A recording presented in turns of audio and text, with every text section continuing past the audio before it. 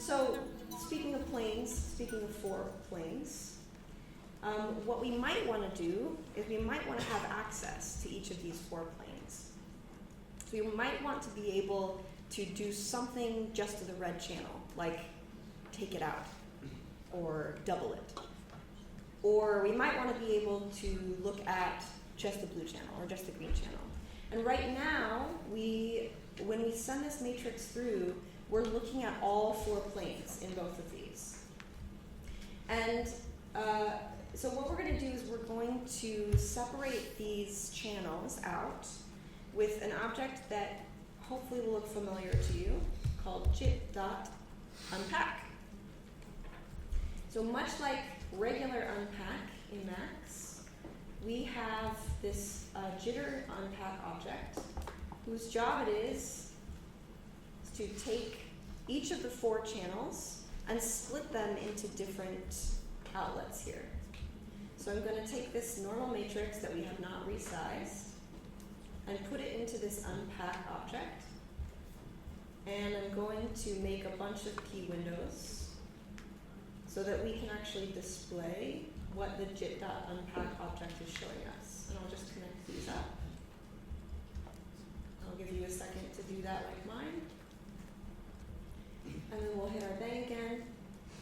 On the left, we have some sort of channel that's all white. And then we've got our red, our green, and our blue channel. So this whole white channel thing here, any guesses about what that is? Why? Yes? Alpha, exactly.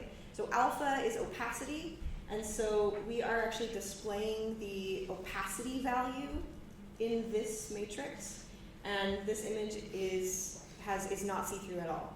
So its opacity value is as high as possible, which is 255, which is white, which is displayed as an entirely white plane. Why would I bother doing this? This is boring. Boring and useless. No, it's not.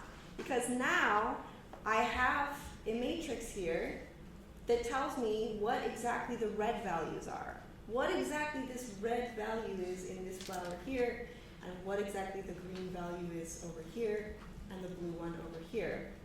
And so I can take these one plane matrices, which if you come back here, essentially what we're looking at is a matrix, just one single grid with all of these numbers in it. And then I can change them. If I know that each pixel is just a number, just an integer, I could, for example, multiply it by 2. Or I could add an integer to it, or I could subtract it, or I could divide all of these numbers to make something new and interesting happen. So the way that I do that is with a simple arithmetic, or an operation, short for operator, or operation is jit.op. So we're going to make a new object, we're going to call it jit.op. We're going to start with multiplication. So I have to say which operator I want, because jit.op can do a bunch of different operators. So I'm going to say I want a jit.op object. I want its operator to be multiplication. So I say jit.op, I'm going to zoom in here so you know exactly what I'm typing.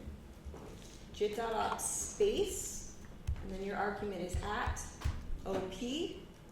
No space between the at and the op. Yes space between the op and the multiplication symbol. I know this is tedious and boring, but it's important because some of you are going to type this and it's not going to work. And some of you are going to type this and it's not going to work. It must be like this. My operator is multiplication, and then I'm going to also, to make my life a little bit easier, I'm going to specify what I want to multiply by right here in this object. So I will say at, no space, val, short for value.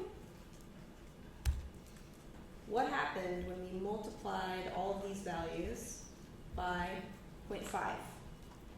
the same thing as dividing in half. We made all of those numbers much lower, and hence we made them all much darker. So if we multiply by something even smaller, right, we could make them all very, very dark.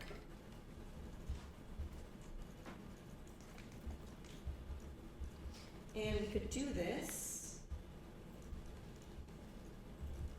with different values for each of our color channels, red, green, and blue. So right now I'm multiplying them all by 0.2.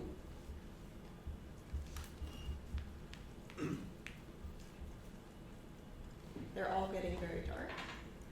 I could change these, right? Maybe my green channel, I don't want to make so dark. Okay, once we separate these channels out and we do some math on them, which also, why would we do that? You guys will see when we get there.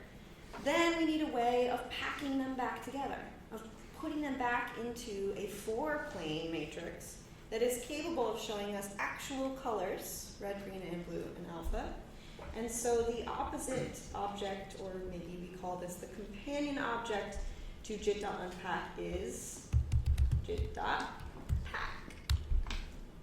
Jit.pack does the opposite, obviously, of unpack.